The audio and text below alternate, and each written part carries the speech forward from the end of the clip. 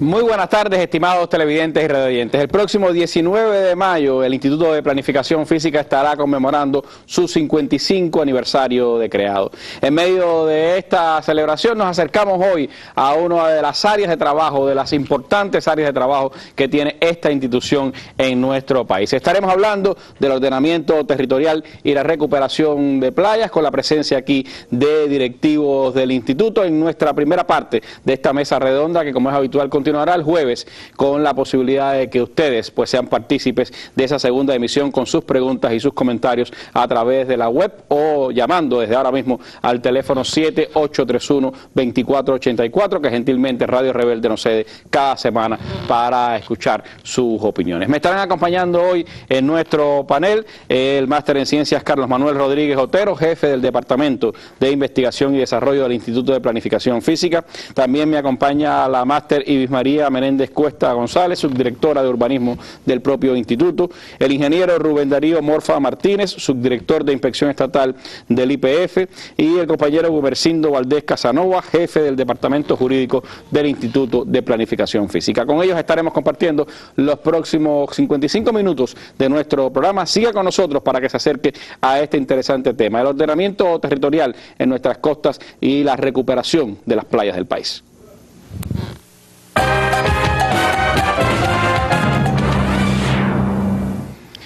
Y antes de entrar en el importante tema de nuestra mesa redonda de hoy, vámonos a nuestra noticia del día. Se ha despedido de nuestro país el presidente francés François Hollande, quien dio las gracias por la hospitalidad que recibió en nuestra nación y fue despedido esta mañana en el Aeropuerto Internacional José Martí por el presidente de los Consejos de Estado y de Ministros, general de Ejército Raúl Castro Ruz.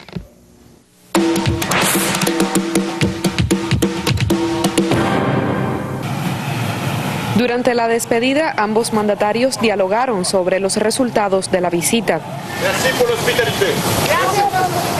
Después de una apretada agenda en la isla, durante la cual sostuvo un encuentro con el líder histórico de la revolución Fidel Castro e inauguró una nueva sede de la Alianza Francesa, el presidente partió para continuar su gira por Haití.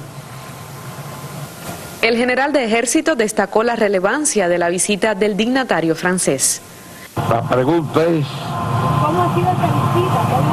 Bueno, creo que, miren el hecho que yo vine a despedirlo por el protocolo, como es en casi toda la mayoría de los países, los presidentes ni los cancilleres tienen que venir a despedir a los invitados. Y anoche durante la cena le dije que yo quería venirlo a despedir. Es una muestra de la satisfacción que tenemos los resultados de la visita. ¿En qué tema? Él lo expresó todo a lo largo de las diferentes comparecencias que ha hecho, tanto en la universidad por la mañana, como en el foro de los negocios, como en la nueva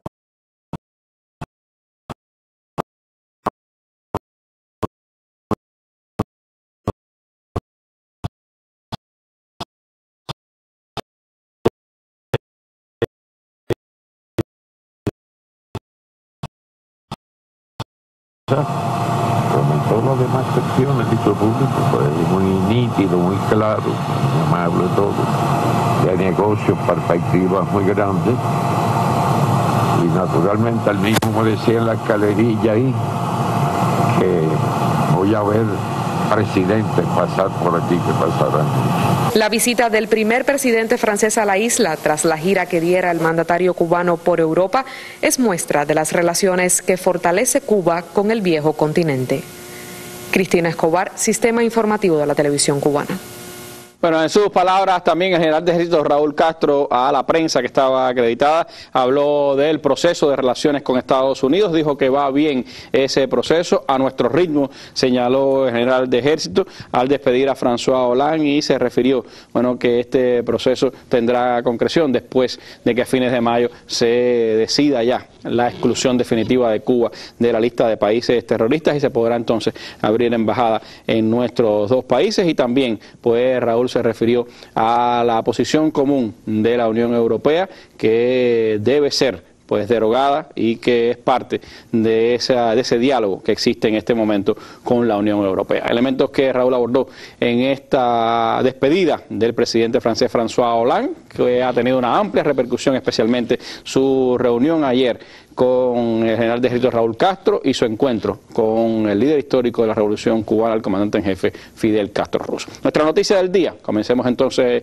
en nuestro tema de hoy, hablar del ordenamiento territorial y el trabajo que se hace en las playas en todo el país.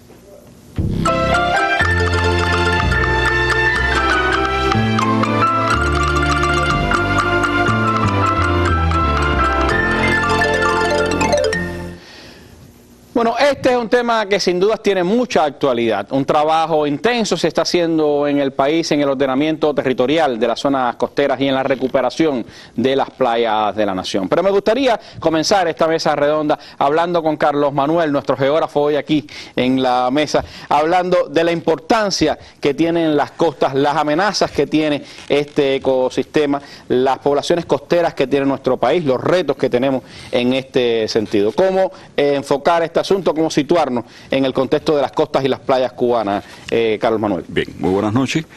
Bueno, en primer término, dar las gracias porque este sea uno de los temas que realmente haya sido coordinado como parte del 55 aniversario del Instituto y realmente es una de las tareas que con mayor fuerza se está llevando adelante en el país. Uno de los aspectos que a nosotros nos ha llamado la atención mucho en estos tiempos alrededor del tema de las playas es el hecho de que los seres humanos históricamente se han ubicado fundamentalmente en las zonas costeras, entre otras cosas por las bondades que el clima, las posibilidades de existir agua, suelos y relieves de poca altura, valores realmente para la recreación, las posibilidades de la navegación, así como potencialidades para las pescas que potenciaron desde la época de los aborígenes la existencia de esas poblaciones en localidades costeras. Las 7 villas, cuando fueron fundadas, 5 de ellas prácticamente fueron ubicadas en zonas costeras y eso es un elemento que nos ratifica el hecho de que, al igual que muchos países en el mundo en la actualidad, está produciéndose un proceso de relocalización de la población hacia las zonas costeras fundamentalmente, la zona este de Norteamérica, el sudeste asiático, el norte de África, el sur de Europa, es decir, que son localidades que realmente por sus potencialidades para el comercio siempre y por supuesto la existencia de potencialidades para las actividades turísticas en el mismo. Pero bueno, estas localidades también a su vez para las poblaciones entraña una situación especial, que es el hecho de que están expuestas a fenómenos hidrometeorológicos severos. También tenemos la situación de cómo el hombre, un poco por desconocimiento, en otras cosas por tosudez, sencillamente han invadido algunos de esos territorios que realmente meritan de un tratamiento especial. Tenemos el caso de Cuba. Cuba en el censo del 2012 nos brindó la información de que teníamos un total de 7.015 asentamientos y tomando en consideración como los que pudieran sufrir un mayor impacto ante fenómenos hidrometeorológicos severos, hemos identificado aquellos ubicados a menos de 1 metro de altura y con una distancia de menos de 1.000 metros desde la línea de la costa. Ahora, parece poco, pero son 262, pero entre ellos tenemos 4 ciudades cabeceras provinciales. Uno, la capital del país, Santiago de Cuba, Cienfuegos y Matanzas, que ante estos eventos, bueno, tienen una situación que podrían ser afectados en el proceso de su localización. Tres ciudades, sobre todo, en el caso de Matanzas, Santiago de Cuba y La Habana, por supuesto, que son de las mayores del país. Y además son las que mayor riesgo, en particular la ciudad de La Habana. Bueno, eso significa nada más y nada menos que 1.500.000 habitantes de Cuba están ubicadas en esa franja, lo que representa el 13,6% de la población del país. Ahora, el tema vamos a enfocarlo hacia las playas. Bueno, realmente en las playas hay una cosa que es muy interesante. Hay 49 asentamientos que están ubicados precisamente en localidades que están identificadas como playas. Y en realidad podríamos decir que Cuba, de un total de 5.746 kilómetros de costa que posee, hay una amplia diversidad de tipos de ecosistemas costeros que en la práctica, de los cuales uno de los más sensibles es precisamente las playas, de los cuales la mesa dirigirá su atención. tenemos costas abrasivas de terraza, tenemos costas abrasivas con elevaciones inmediatas, es decir, con acantilados, pero tenemos las costas acumulativas, que es el conjunto más amplio de tipología costera que tenemos en el país. Estando en primer orden las zonas cenagosas, donde están las zonas de manglares, en muchas ocasiones afectadas igualmente por la acción del hombre, y la temática de las playas, que también tienen características muy especiales. Tenemos playas con dunas, es decir, con todo un perfil de playa totalmente bien identificado. Tenemos las playas que sencillamente es un sector único y exclusivamente el que tiene sus características bien definidas, unas adosadas a acantilados, otras sencillamente que han en su parte posterior tienen lagunas interiores. Y lo particular de este hecho es que en este concepto de playas, el país cuenta en la actualidad con 414 playas que aproximadamente constituyen 900 kilómetros de costas ubicadas por este tipo de ecosistemas, y que ya en la actualidad, a partir de la acción del hombre, a partir de fenómenos naturales que se vienen gestando, como es la erosión de las playas, el retroceso de la línea de costa, el ascenso del nivel del mar, ya hay 10 playas que han perdido su condición como tal porque han perdido el proceso de alimentación de los sedimentos que conforman estas costas. Las playas, que es uno de los recursos naturales más importantes que tiene este país y que evidentemente es uno de los recursos que más tenemos que preservar. Es interesante y es bueno señalar que el Instituto de Oceanología del Ministerio de Ciencia y Tecnología ha venido haciendo un trabajo sistemático de análisis de esas playas. Hoy cuentan con un total de 242 playas con un nivel más alto de información, y que aproximadamente el 86% de estas están ya con procesos de erosión, moderados y severos, pero unos y otros están haciendo su impacto y están haciendo su acción de retroceso de esa línea de costa. Si fuéramos a catalogar esos impactos, ¿cuáles usted precisaría? Es decir, ¿qué elementos van distinguiendo esos impactos que están teniendo nuestras costas, especialmente nuestras playas? Bueno, uno de los elementos que con mayor presión es, bueno, primero la construcción en áreas de dunas de arena, específicamente en algunos de los segmentos que constituyen el perfil de la playa.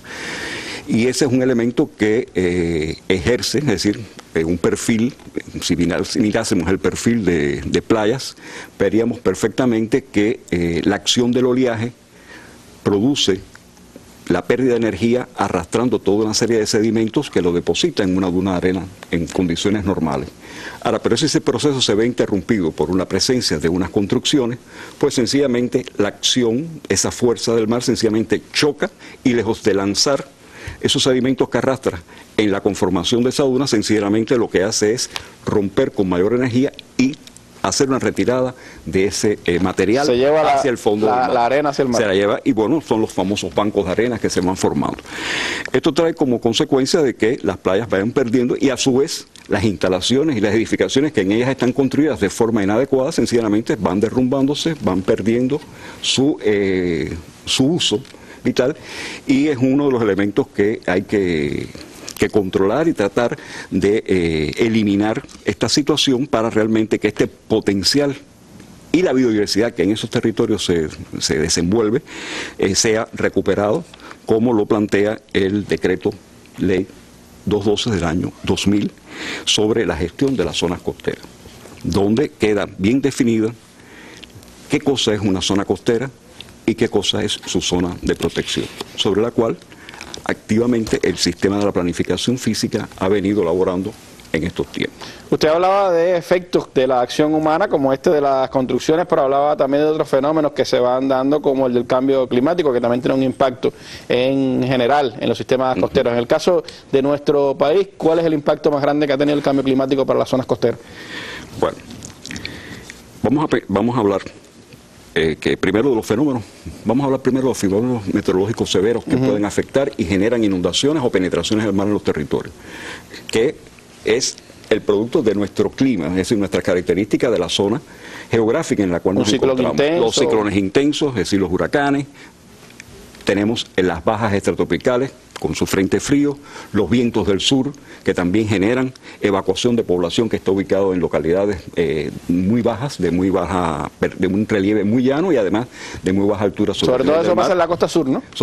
En la costa sur, pero también puede ser, al paso de los huracanes, está el tema de aunque conozcamos más los huracanes por el viento y por las grandes lluvias, el fenómeno más intenso es el que se denomina surgencia, que es una sobreelevación del nivel del mar y que puede significar una ola de 6, 7, 4 metros según la categoría del huracán y las características del relieve fuera y la batimetría, es decir, la profundidad del agua, pues sencillamente ese es un elemento que cuando hay una población, cuando hay instalaciones que están muy próximas a la costa, sencillamente es que tenemos pérdidas económicas y, en primer término, las pérdidas humanas que podrían generarse si no existiese un sistema de defensa civil que realmente tuviese garantizado la evacuación de ese personal.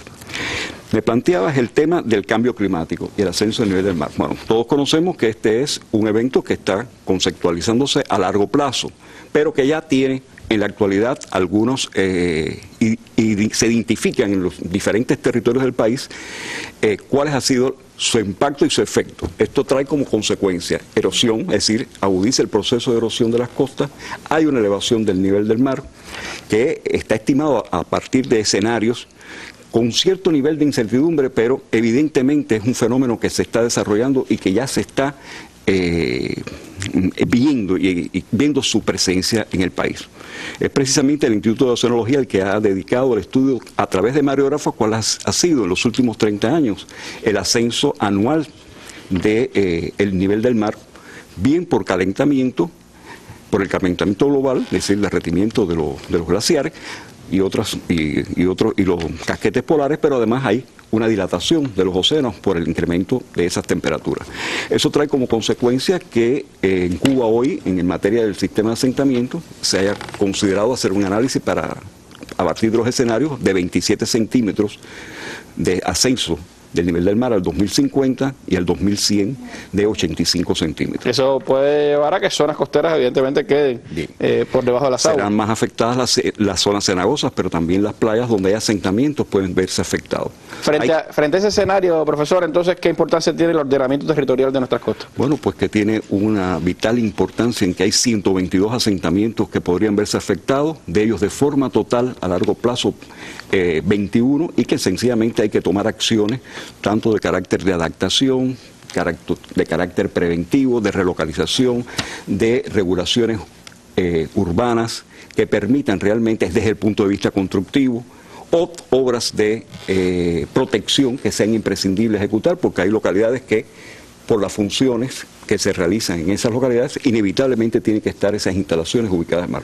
Debe hacer un combinado pesquero, una zona portuaria, etcétera, pero hay que tomar medidas para que el ascenso del nivel del mar y los eventos meteorológicos severos no constituyan una pérdida de la economía de estos territorios. Gracias, Carlos Manuel.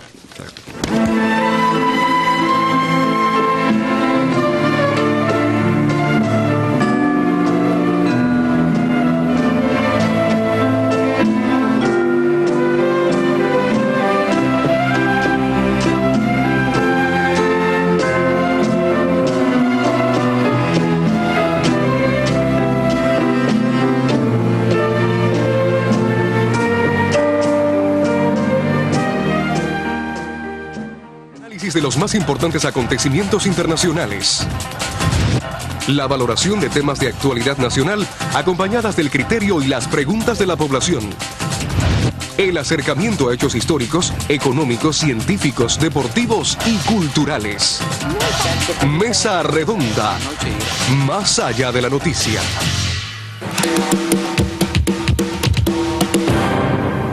Y como en todos los aspectos de la vida, el ordenamiento jurídico es muy importante también a la hora de entender cómo se ha trabajado el ordenamiento territorial en nuestras costas. Y por eso conversamos ahora con el licenciado Gumersindo Valdés Casanova, quien es el jefe del Departamento Jurídico del Instituto de Planificación Física. ¿Cómo la legislación cubana, Gumersindo, atiende este tema de la gestión de las zonas costeras, particularmente de las playas? ¿Cuánto hay de instrumentos legales para poder actuar frente a estos desafíos que, como decía el profesor, tiene nuestras zonas costeras? Entre las principales disposiciones jurídicas que regulan el uso de la zona costera están la Constitución de la República, la Ley de Costas de 1959, la Ley de Medio Ambiente de 1997 y el Decreto Ley sobre la gestión de la zona costera del año 2000. ¿Cómo enfocan esos instrumentos este tema? Bueno, la Constitución de la República, en lo referente a la gestión de la zona costera, establece que el Estado ejerce su soberanía sobre los recursos naturales del país, que son propiedad estatal socialista de todo el pueblo, y reconoce la estrecha vinculación de la protección del medio ambiente y los recursos naturales del país con el desarrollo económico y social sostenible para hacer más racional la vida humana y asegurar la supervivencia, el bienestar y la seguridad de las generaciones actuales y futuras. La Ley del Medio Ambiente establece entre sus objetivos promover la participación ciudadana en la protección del medio ambiente y el desarrollo sostenible, así como desarrollar la conciencia ciudadana en torno a los problemas del medio ambiente, integrando la educación, la divulgación y la información ambiental. El Decreto Ley número 212 del 2000 sobre gestión de la zona costera establece que la utilización de la zona costera será libre, pública y gratuita para los usos comunes de acuerdo con su naturaleza, tales como pasear, permanecer, bañarse, pescar, navegar y otros semejantes que no requieren obras e instalaciones de ningún tipo. Y bueno, habíamos señalado la ley número 270, que es la ley de costa, que es del año 1959, del 21 de abril de 1959, que declara de uso público todas las costas del territorio nacional y las playas que en las mismas existan, y también establece que el Estado procurará convertir en patrimonio nacional los terrenos comprendidos en la costa, utilizando para ello los procedimientos legales adecuados, declarando de utilidad pública e interés social los terrenos comprendidos en las costas.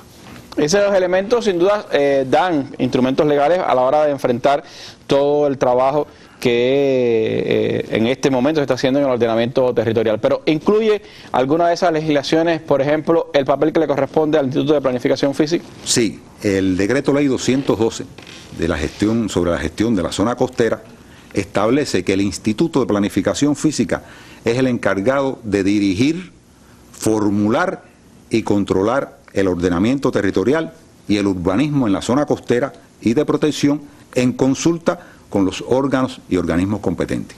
En cuanto a las contravenciones que se pueden aplicar, o sea, toda legislación pues tiene también las contravenciones que establecen el no cumplimiento o que enfrentan el no cumplimiento de esta legislación. En el caso de lo que tiene que ver con las costas cubanas y su utilización, ¿hay contravenciones establecidas en nuestra legislación? Efectivamente, existe el Decreto Ley número 211 de las contravenciones en materia de medio ambiente del 22 de diciembre de 1999, en el cual se consideran contravenciones en la zona costera aquellas actividades que, sin contar con la autorización correspondiente, pueden alterar o destruir los hitos de las señalizaciones que aparecen en las costas, la construcción de muros de contención para la protección de las edificaciones, cementar los senderos o paseos marítimos que se establecen en la zona costera y los cayos, interrumpir los accesos públicos y limitar el derecho de paso, uso y disfrute, así como instalar o construir nueva edificación, excepto los casos previstos en la legislación específica. Y que eso está ya desde el año 99 en el Decreto Ley de las contravenciones en materia de medio ambiente en el país. Y la principal tarea en el orden jurídico y en el orden de trabajo del IPF está precisamente en cómo hacer cumplir eso que está establecido. Efectivamente. Y para ello se pueden aplicar diferentes medidas a los infractores de estas normas establecidas en la zona costera, como son la amonestación, la prestación comunitaria, entendido como actividades relacionadas con la protección y conservación del medio ambiente, la obligación de hacer lo que impida la continuidad de la conducta infractora, la prohibición de efectuar determinadas actividades, el comiso o reasignación de los medios utilizados para cometer la contravención, la suspensión temporal o definitiva de licencias, permisos y autorizaciones y la clausura temporal o definitiva de las actividades contravencionales. Y todo eso está legislado ahí en el propio decreto ley 211 del 99. ¿Considera entonces usted, Gumersindo, que tenemos en nuestro sistema jurídico suficientes instrumentos como para enfrentar el desafío que tenemos por delante de proteger nuestros sistemas costeros? Consideramos que estos instrumentos, más otros que existen en nuestro país, son suficientes para poder enfrentar los desafíos que tenemos en cuanto a la protección de la zona costera y su zona de protección. Y para el Instituto son instrumentos valiosos en su trabajo. Efectivamente. Gracias, Gumersindo. Este miércoles, en la Mesa Redonda, Congreso de la ANAP. El presidente de la Asociación Nacional de Agricultores Pequeños, Productores Destacados y Presidentes de Cooperativas comparecerán este miércoles en la Mesa Redonda para hablar de las acciones y los desafíos del campesinado cubano a un día del inicio del 11º Congreso de la ANAP. Cuba Visión Internacional y Radio Habana Cuba transmitirán este programa desde las 7 de la noche y el canal educativo lo retransmitirá al final de su emisión del día. Acompáñenos más allá de la noticia.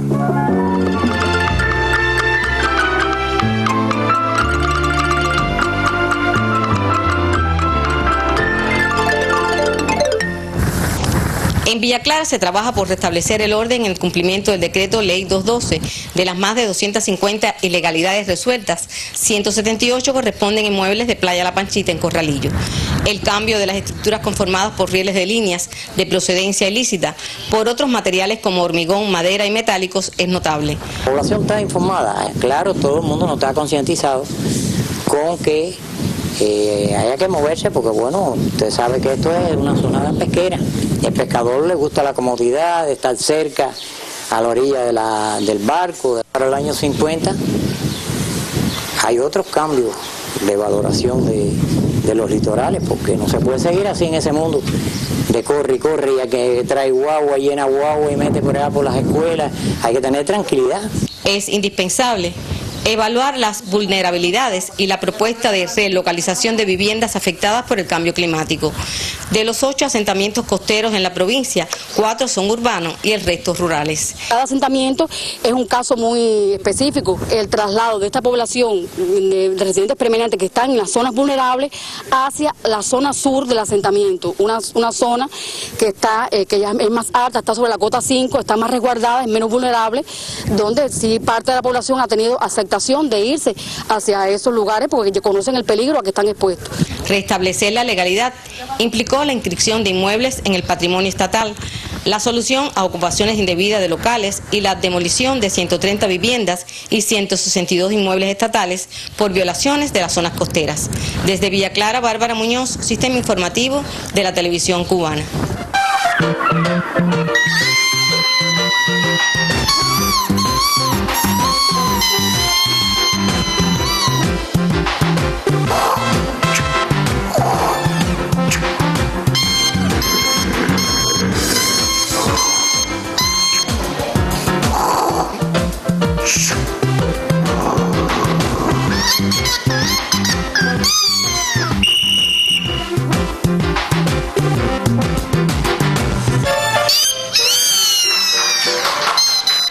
Bueno, las playas, la protección de ese recurso natural que es tan importante para nuestro país, que es valiosa fuente, por supuesto, también de desarrollo del esparcimiento de nuestra población y de la actividad turística como actividad económica importante de la nación, pues merece la atención sobre ella y también todos los cuidados que como ciudadanos y como sociedad podamos brindarle. Lo que veíamos de Playa La Panchita en Villa Clara, la famosa playa donde no solo pues se estaba cometiendo ilegalidades en el uso de la zona costera, sino también incluso ilegalidades en la construcción, pues es una expresión de cómo está trabajando el Instituto de Planificación Física y las autoridades en cada uno de los territorios en el enfrentamiento a estos fenómenos. Nos acercamos entonces ahora a la visión de la arquitecta Ibis María Menéndez Cuesta, quien es la subdirectora de urbanismo del Instituto de Planificación Física, y me gustaría, Ibis, que nos hablaras precisamente de cómo el instituto está enfrentando esa función estatal que tiene de ordenar territorialmente todas las zonas de costa y especialmente todo el trabajo que se hace en las regulaciones urbanísticas para las playas en el país. Buenas noches, Randy, y para todos. Bueno, realmente es una tarea difícil la que tiene no solo el instituto, sino todo el sistema de la planificación física, y para ello, como bien decías, estamos enfrascados en el ordenamiento territorial de las playas, como de todo el territorio nacional. Y así está refrendado en la legislación vigente, lo abordaba ya Gumersindo, también Carlos desde su intervención, en la necesidad que hay de ordenar todas las playas para su protección, para su recuperación. Y para ello usamos muchísimos instrumentos que van desde los esquemas, que solo trazan políticas para el ordenamiento, hasta los instrumentos que van ya más al detalle, como son los planes, que pueden ser en diferentes escalas, ya sea general, parcial, planes especiales, estudios de detalle ya para estudiar bien en específico algunas de estas áreas, y que ya en estos estudios sí se trazan decisiones, se toman decisiones para el ordenamiento de las mismas, no solo desde el uso que van a tener, sino la forma que van a tener las construcciones que allí se pueden construir. En estos instrumentos pudiéramos abordar cómo desde el esquema nacional, que le decimos el ENOC, Esquema Nacional de Ordenamiento Territorial, ya se trazan varias políticas que van en función de la recuperación de la protección de las playas. Una de estas políticas es precisamente el potenciar el desarrollo turístico recreativo, y hago énfasis en la parte recreativa porque no solo queremos desarrollar el turismo con la visión que se había trabajado hasta ahora, sino pensar en la población, que es la principal digamos fuente de recreación de toda nuestra población. Históricamente ha sido así, sino también otra política que va encaminada a reducir la vulnerabilidad, y Carlos abordaba bastante sobre esto, a que están sometidas estas zonas de playa, por ser muy frágiles, por su fragilidad, por el papel que juegan en la economía del país, también desde el punto de vista social. Son estos planes, estos estudios muy importantes. Pero también... ¿Y eso cómo se expresa en los planes, en las provincias, en los municipios de zonas costeras? Sí, claro, ya este esquema que es a nivel nacional, con esta política ya cada provincia a través de sus esquemas y planes generales, planes provinciales de ordenamiento territorial, ya van acercando más a la región, a las características de su zona, las determinaciones que se tienen que tomar en todos los sentidos. Y a su vez, a partir de allí se va bajando aún más la escala. Están entonces los planes generales de ordenamiento territorial de los municipios, que ya entonces sí tienen que ir definiendo el uso específico que va a tener cada una de estas playas y el papel que va a jugar en la economía de ese territorio. Más adelante vamos a tener detalles de cómo eso se ha ido aplicando y cómo en diferentes provincias, en diferentes municipios ya hay acciones concretas para hacer plausible todo este esfuerzo de que el ordenamiento territorial se respete en cada una de las zonas costeras del país. Así que siga con nosotros, que de eso vamos a hablar. Pero me gustaría también, Ibis, hablar del caso. Usted hablaba de, por supuesto, como primera prioridad el ordenamiento territorial en general para todas las zonas recreativas de playa del país. Pero en el caso de los polos turísticos, que además de su interés recreativo tienen un impacto y un interés económico para la nación, ¿hay planes especiales también de ordenamiento? Sí, cómo no. Y como bien dices, tienen un interés muy especial por el papel que juegan no solo en la economía del país, sino también desde el punto de vista social para toda la población. Hemos elaborado, se han actualizado, es decir, están elaborados y actualizados los planes de ordenamiento de todos los polos turísticos del país, en especial los que tienen esta vocación de sol y playa, y destacan en este sentido el polo turístico Varadero, bueno, el principal polo turístico de sol y playa del país, una importancia relevante para todos a nivel internacional, y fue revisado, fue actualizado recientemente.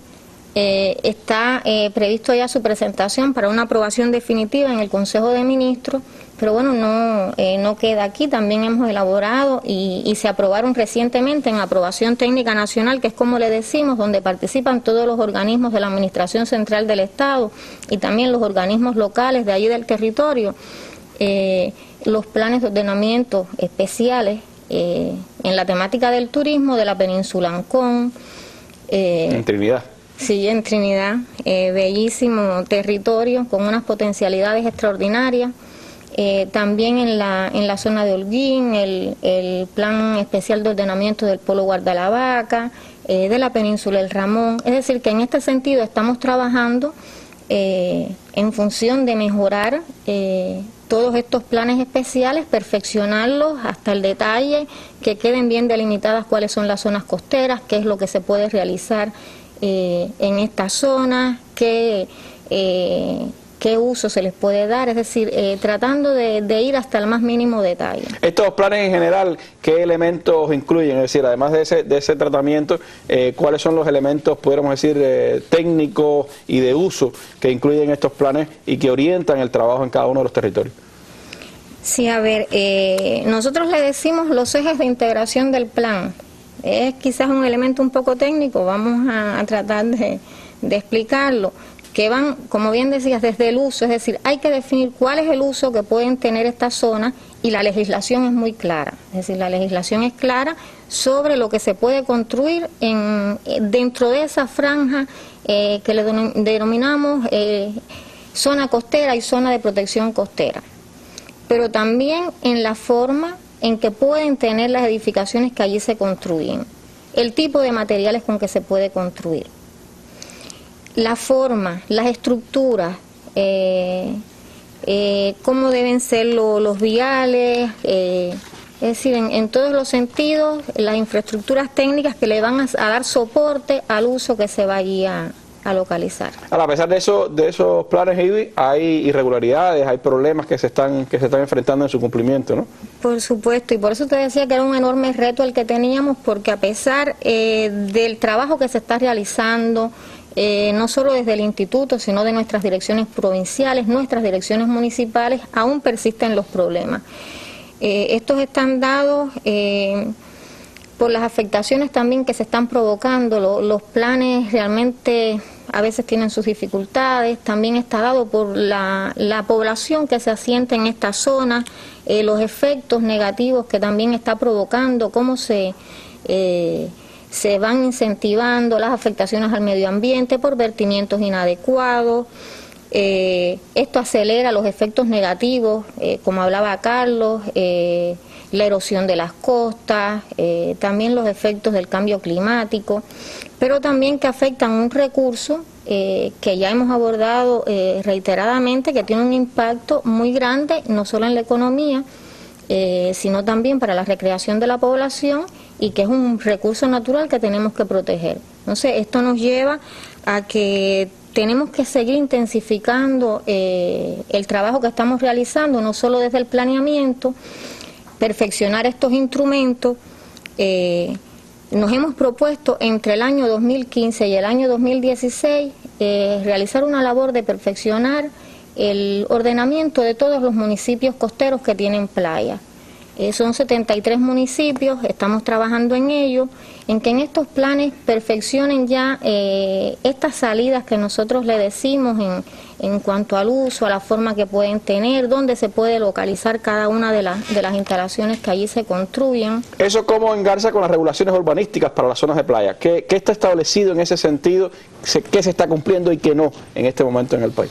Mira, importantísimo. Las regulaciones urbanísticas es una salida que tienen los planes de ordenamiento. Para que esas decisiones, es decir, esas decisiones que desde el plan, desde un punto de vista técnico se tomaron, de lo que debemos hacer y cómo lo debemos hacer, es precisamente la función que cumplen las regulaciones urbanísticas.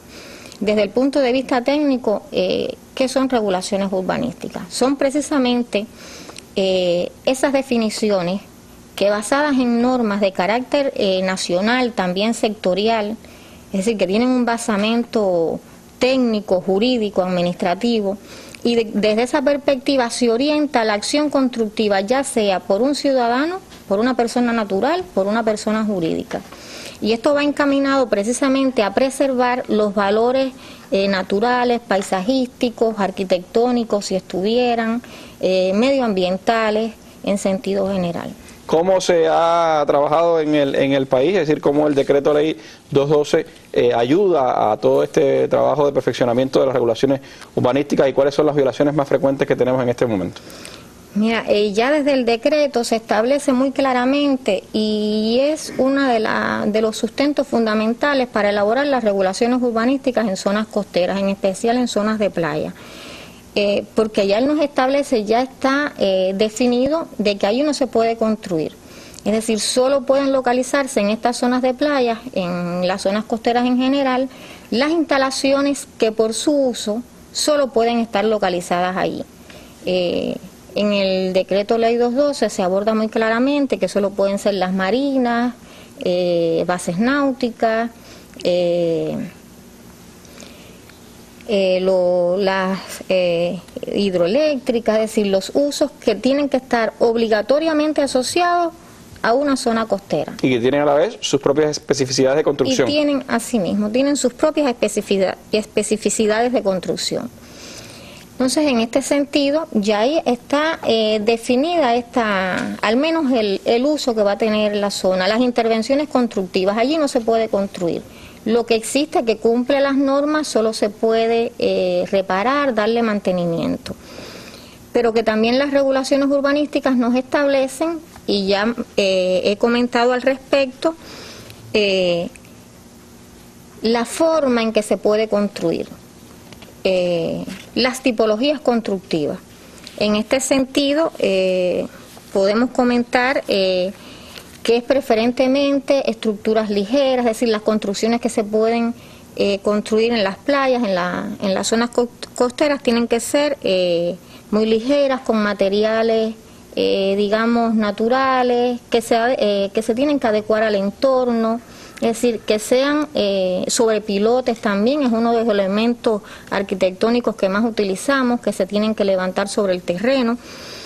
Pero también hay que regular la vegetación que allí se puede construir. En este sentido también es muy importante. A veces nos parece muy sencillo, pero la vegetación, si usamos una vegetación que no es la autóctona, que no es del lugar, puede también afectar la zona costera, las zonas de playa, que inclusive echan a perder, digamos, las arenas, porque la corrompen, y la van deteriorando. Y algo muy importante, y Carlos también abordaba al respecto, que sobre las dunas no se puede construir nada. Es decir, solo está permitido las denominadas pasarelas, cumpliendo ciertas características también que tienen que cumplir, también regulaciones que tienen que levantarse, y sí casi que son obligatorias en las zonas de dunas para garantizar su protección, para que la población en el tránsito sobre ellas las dañe menos. A ver, el hecho de, como decía Carlos, si se construye sobre las dunas, pues lo que hace es que el agua se lleva a la arena, y lo que hace es destruir la playa realmente, ¿no? Claro, inclusive el paso del hombre, y es por eso que se orienta la colocación de estas pasarelas sobre las dunas, que tenemos unos cuantos buenos ejemplos en varias zonas de playas del país, y sí se orienta esta colocación de las pasarelas para garantizar que ni el paso de la población, que en algunas zonas de playas es bastante grande, y preservarlas también en este sentido, no solo de las construcciones, también del tránsito cotidiano. Carlos, la zona de duna más o menos, ¿cuántos metros es de la costa? Cada playa tiene su duna y sus dimensiones. Si tienes vamos a suponer Varadero, puede tener 40 metros, pero tiene después su zona de protección, que va mucho más allá, 40 metros más. Pero si tiene un segmento con laguna interior, es otro componente el que hay que tomar en consideración para determinar realmente cuál es el espacio completo a proteger. Por lo menos estamos hablando de unos 80 metros ahí en lo que usted me cuenta que habría que proteger, donde no se puede construir sobre esa Exactamente, zona. Mira, no se puede hablar de que el decreto ley 212 se puedan tomar las medidas de forma, podríamos decir, ortopédicamente, sino que cada playa tiene sus características, y una misma playa puede por sectores tener diferentes dimensiones, su duna y por supuesto su zona de protección, porque la naturaleza es muy rica, y los procesos de el oleaje, los procesos de las corrientes marinas, que es otro de los elementos que influyen en la presencia de la arena en nuestras dunas, bueno, sencillamente es un elemento que hay que tomar en consideración y puede modificar esas dimensiones. Así que el decreto lo que da son líneas generales, conceptos para poder atrincherar la situación, pero cada caso debe tener un estudio particular, pero todas eliminan como una posibilidad constructiva el uso de la duna y su zona de protección. Pues veamos otras acciones que se han tomado en una zona del país importante, Holguín, y además pues hablemos entonces de cómo se está enfrentando de manera general en la nación este tema de la protección de las playas.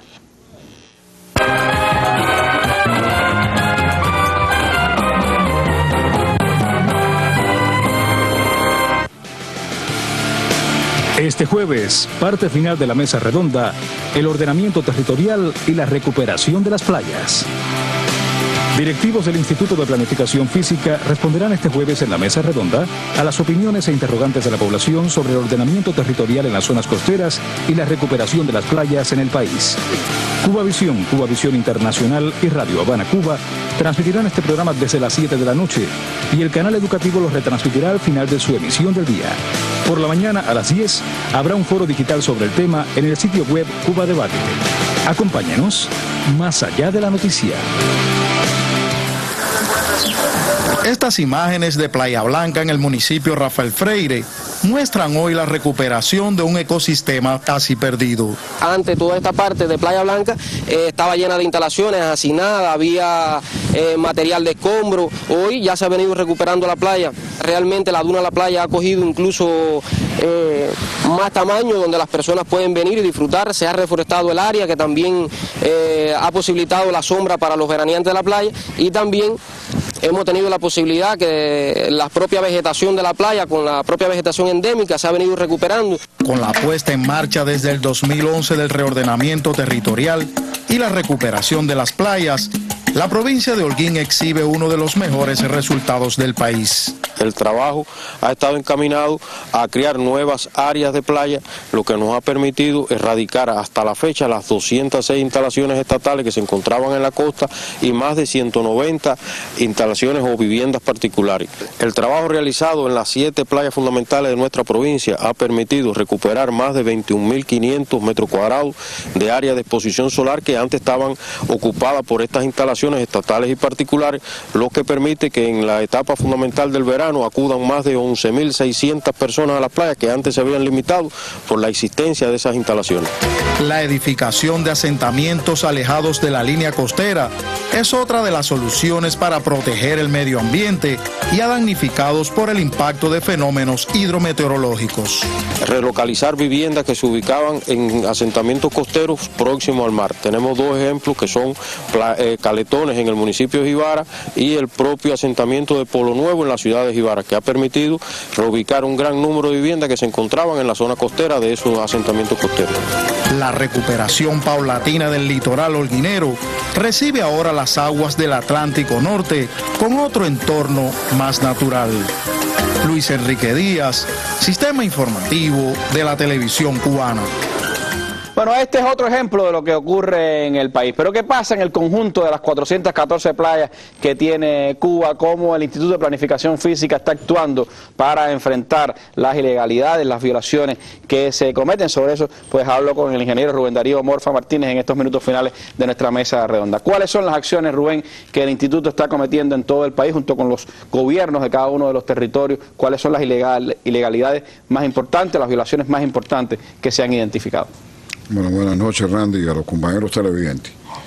Como ustedes conocen, creo que la primera parte, los compañeros lo han abordado, que es el basamento jurídico que tienen todas las actividades que se ven comprometidas en la inspección estatal.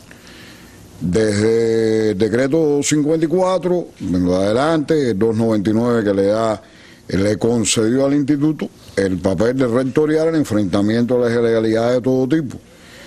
En realidad, todo este conjunto de documentos jurídicos nos ha permitido ya establecer como un sistema también los planes de enfrentamiento, de los planes integrales de enfrentamiento a las ilegalidades. O sea, todas las provincias tienen elaborado su plan integral de enfrentamiento a las ilegalidades y dentro de ellas están las ilegalidades que hay en las playas. Claro, hemos hablado de ilegalidades en otro momento, en las zonas urbanas, en este caso específico de las playas, ¿cómo se manifiesta? Tiene su capítulo muy concretamente para el trabajo en las playas. En estos momentos, prácticamente siguiendo el sistema y la consecutividad del trabajo del sistema de planificación física, hemos realizado 6 inspecciones, 3 en el 2013, 3 en el 2014, 6 inspecciones en las provincias. En estas inspecciones se han visto 837 playas en 272 municipios. En ocasiones se ha visitado más de una vez la misma playa, de acuerdo a su importancia económica, a la situación de ilegalidades que tiene. La mayor cantidad de ilegalidades que vemos en los planes integrales de enfrentamiento son las ilegalidades que hay por el decreto 272, que ya los compañeros han hecho referencia, y las violaciones e ilegalidades que hay por el decreto 212. Generalmente hay algunos elementos que no están incluidos en estos decretos y las provincias, la dirección de las provincias, de los gobiernos de las provincias, lo incluyen en un plan de acción, parecido a un plan de medidas, que también se registran y se acometen la erradicación de estas ilegalidades. ¿Algunos ejemplos de esas ilegalidades, por ejemplo? Ajá. En realidad, en estos momentos creo que debemos agregar también que la cantidad de ilegalidades que hay en total en el país, de este tipo que hemos mencionado, de personas naturales, es alrededor de los 5.167 ilegalidades de personas naturales en la zona costera y su zona de protección. De personas jurídicas hay aproximadamente 1.482, de ellas erradicadas hasta estos momentos, hasta el 15 de febrero, que fue la última inspección que pasamos, hay 489 y nos quedan pendientes en su trabajo de erradicación de 993.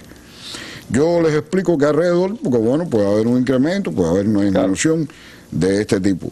En esta última inspección lo que más se detectó fue la existencia de cimientos y escombros de inmuebles demolidos en este trabajo de la erradicación y además instalaciones en ruinas dadas por las acciones del mar y otros eventos meteorológicos en la zona costera y en su zona de protección.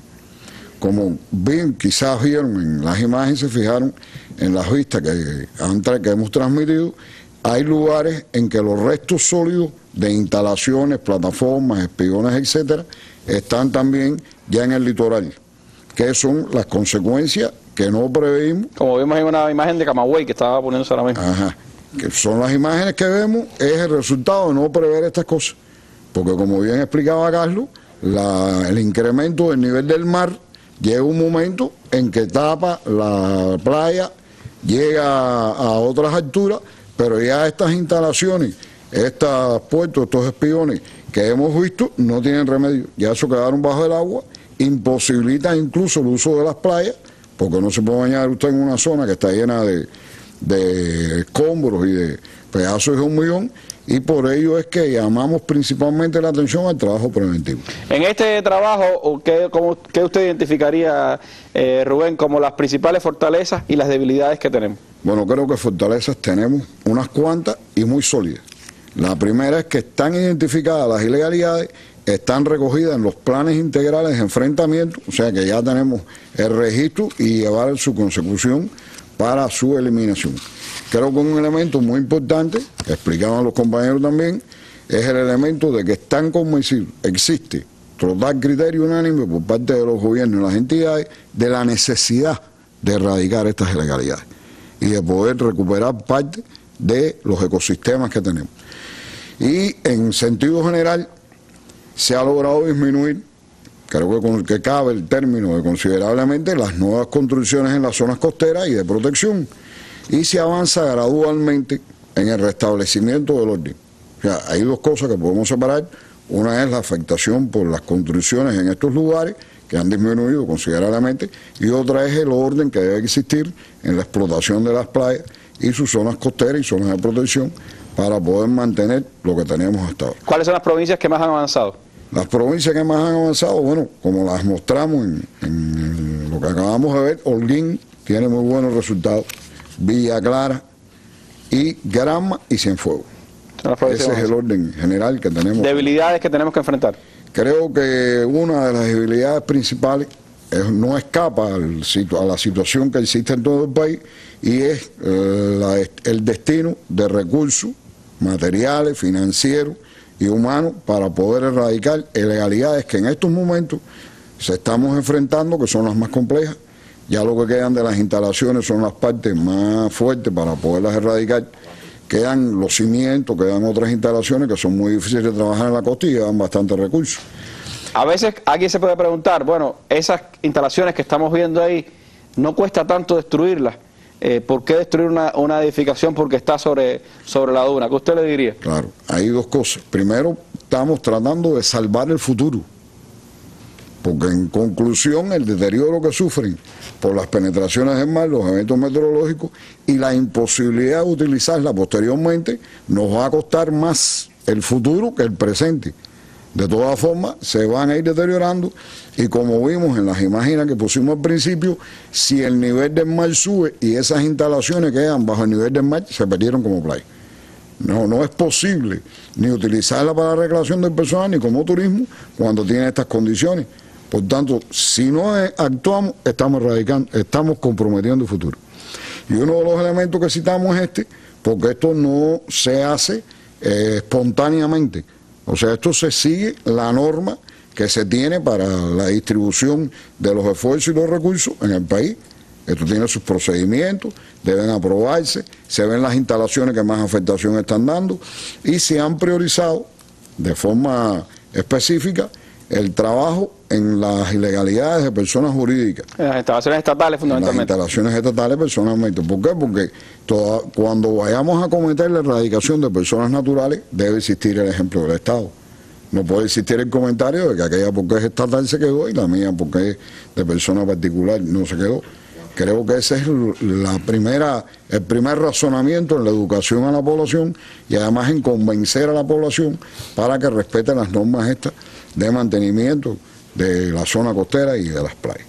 Ese es sin duda un trabajo que lleva tiempo y que lleva también el concurso de las instituciones estatales que tienen instalaciones allí en las playas, de los organismos de cada uno de los territorios, de los gobiernos de cada una de las provincias y por supuesto de todo el sistema de planificación física. También la incorporación del pueblo porque hay propiedades individuales que están sobre la zona de playa y que tendrán necesariamente que ser erradicadas en un proceso que, como decíamos, es largo, es complejo, pero que hay que acometer para garantizar el futuro de nuestras playas y de nuestras costas en el país. Un tema sin dudas que puede parecer muy complejo en lo técnico, pero que es imprescindible para preservar el futuro de una nación que además tiene costas por todos lados. Así que estamos acercándonos a este importante tema. El jueves regresaremos a hablar aquí sobre las costas, sobre el ordenamiento territorial y el trabajo que se está haciendo en nuestras playas a partir de sus llamadas telefónicas y de sus comentarios. Les agradezco muchísimo haber estado con nosotros durante esta hora de mesa redonda y a ustedes